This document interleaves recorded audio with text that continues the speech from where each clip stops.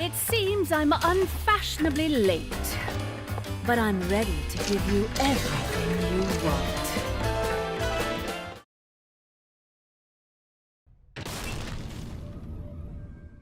Hi everyone, I hope you're not all busy the 28th of October. Just kidding, of course you will be, because you'll be picking up Bayonetta 3 for the Nintendo Switch that day.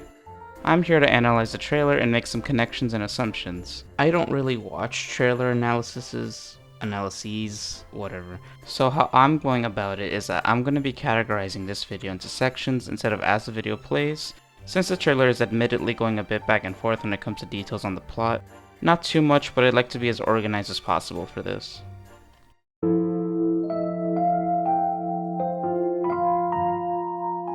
So, we're going to start with characters, their designs, and any abilities they have, if any, in this trailer, and who better than our titular witch, Bayonetta. In an outfit reminiscent of her younger self, Cereza, first shown to us in the first gameplay trailer. Bayonetta is wielding a new set of triple-barreled guns shown to us from the last trailer, probably but most definitely named Color My World.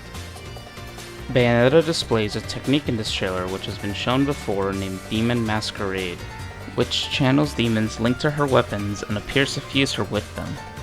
In the first instance this is shown, she fuses with Madama Butterfly, who also has a new look. This is also shown with a new weapon that looks like a giant club with a mouth, and she transforms into a feminine demon with large claws, antennae, and a tail. I'm guessing this is Gamora's weapon since the demon she turns into matches Gamora's claws, antennae, and tail. In what I'm pretty sure is a one-off sequence, Bayonetta is able to ride Phantasmarene through the technique Demon Slave, where Bayonetta summons entire demons she controls to fight. As far as we know, the demons available for Demon Slave regularly are Gamora, Madama Butterfly, Malthus, Phantasmarene, and the Train Demon. No, seriously, a Train Demon. Bayonetta seems to have a new companion this time around named Viola, so let's talk about her now.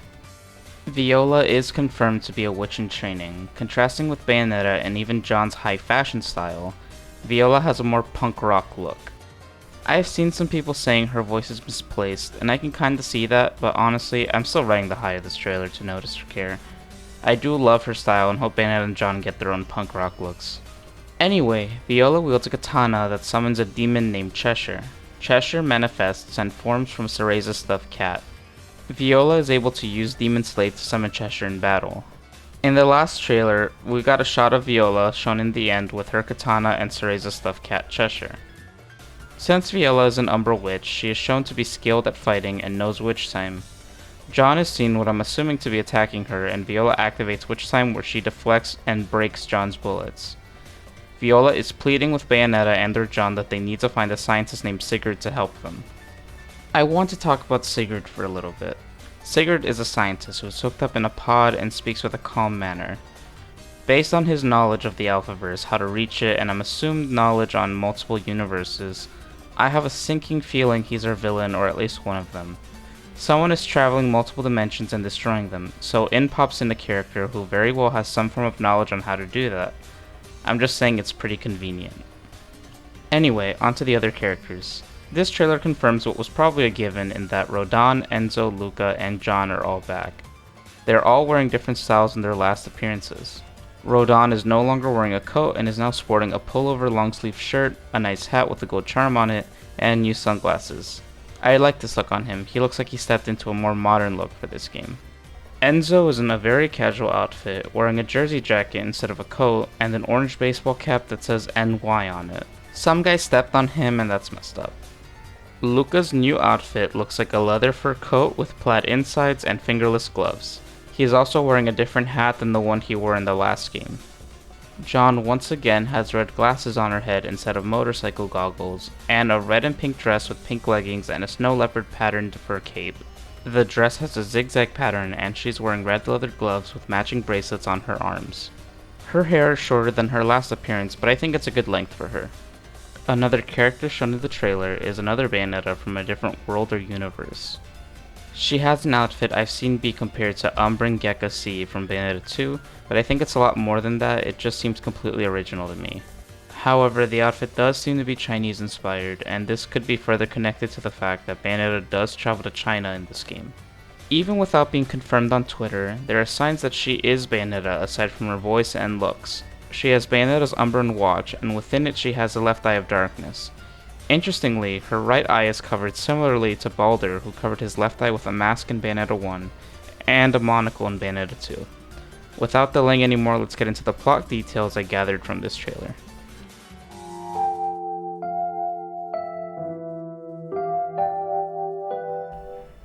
So here's how this is gonna go. I'm going to form a theory of how the game is going to go using only what I saw in this trailer and the other ones. The game is going to start with a shot of the Statue of Liberty, which says we're in New York City, and leads into Bayonetta on a cruise or boat while she's probably on vacation, right before the homunculi begin to attack. Then starts Bayonetta's fight scene where she obtains Color My World. Also, at some point while the homunculi are attacking and people are running away, we see Enzo stuck in the middle of it all in his car, which I'm assuming gets messed up again given that someone ran all over it and him. Again, messed up. Meanwhile, somewhere else, John finds Viola and attacks her for some reason, and Viola displays she's an Umbra Witch using witch time to avoid harm. After discovering this, she probably explains to John and Rodin that the homunculi are man-made bioweapons who are going to destroy the world or universe, and that they need to find a scientist named Sigurd in the current universe who can help them beat this game's bad guy. Rodin and Viola relay that information to Bayonetta, meanwhile John is off looking for Sigurd, who assumes they are trying to reach a universe known as the Alphaverse. During this, Bayonetta and possibly Viola are in Tokyo fighting homunculi. Somewhere along the way, Bayonetta goes to China where she splits up with Viola and encounters a different version of herself in a different style riding a demon train.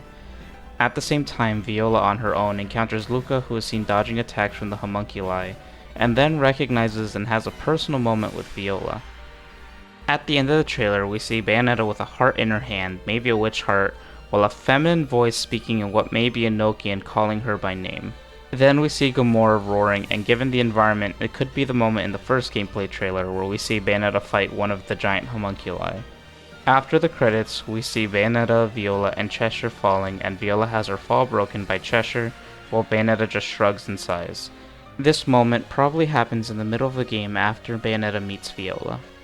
And that's all the plot I can come up with from this trailer, but it bears repeating that Sigurd is suspicious, and it is curious that he would have knowledge of how to get to the Alphaverse. Since I'm also guessing Viola is from a different universe, how would she know about Sigurd here? As far as we know, Bayonetta and John are the last of the Umbra Witches, since all others have been wiped out in this universe.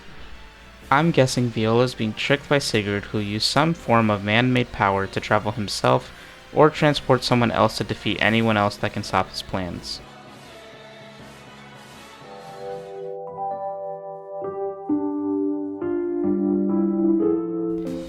Anyway, we reached the nice fun portion where I can talk about the little details I've noticed and have been told to me. In this trailer, we get another look at Bayonetta's guns, Color My World. The original Color My World is sung by Petula Clark. There are lyrics that go, "Color my world with sunshine yellow every day, just take the green from the grass, and the blue from the sky, there's never been a gray day." If you go frame by frame, you can see the gun with the green gem is named Green Grass. In the last trailer, we saw the gun with the yellow gem was named Yellow Sunshine. This leads me to guess the other two guns are called Blue Sky and Gray Day because of their gem colors. I might just end up regurgitating the following in a possible eventual Bayonetta 3 weapon video, but Color My World seems to be based on flintlock pistols except with 3 barrels, and I also want to mention the charms on her guns. All the charms are insects with teardrop gems on them. Yellow Sunshine has a ladybug, Green Grass has a beetle, Blue Sky has a dragonfly, and Gray Day has a bee. Compared to Bayonetta 2, the charms seem to have a more positive symbolism. Ladybugs are often associated with good fortune and wishes. Beetles represent rebirth, renewal, and life. Contrastly, it could also represent death and omens. Commonly, dragonflies are associated with transformation, adaptability, and self-realization. Unsurprisingly, bees are associated with dedication, hard work, and teamwork. Once the game comes out, I'll see how I can piece these together into the actual plot of the story. During the trailer, Bayonetta has a moment with Phantasmarine, which is a reference to Devil May Cry, where Dante does the same thing with Phantom. With all those eyes, I think you'd be a bit more perceptive. What a big surprise. I hope for your sake you got something inside that big body of yours.